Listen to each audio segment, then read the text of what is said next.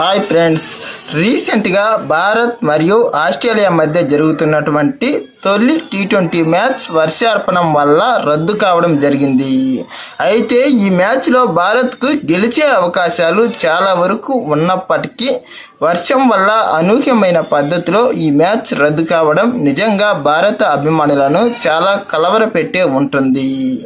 నిజానికి ఈ మ్యాచ్లో గత టీ20 మ్యాచ్ల్లో ఎన్నో విమర్శలు ఎదుర్కొంటున్న శుభ్మన్ గిల్ మరియు కెప్టెన్ సూర్యకుమార్ యాదవ్ తమ యొక్క అద్భుతమైన ఫామ్ను చూపించారు. వీరిరువురు కూడా అద్భుతమైన ఆట తీరుతో కేవలం 9.4 ఓవర్లలోనే, అనగా ఈ మ్యాచ్ జరుగుతున్నంతసేపు అద్భుతమైన ధనాధన్ బ్యాటింగ్తో అదరగొట్టడం జరిగింది. వీరిరువురు కలిసి 97 పరుగులు చేశారు.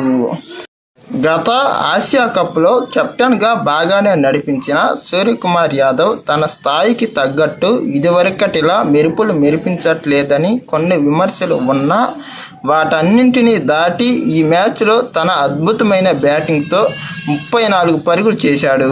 కానీ అనూహ్యమైన పద్ధతిలో వర్షం వల్ల ఈ మ్యాచ్ రద్దు కావడం నిజంగా చాలా బాధాకరమైన అంశమే. ఇక అభిషేక్ శర్మ కూడా ప్రారంభంలో కొద్దిగా బాగానే ఆడినప్పటికీ అతడు నాథన్ ఎల్లిస్ బౌలింగ్లో అనూహ్యంగా వెనుదిరగాల్సి వచ్చింది.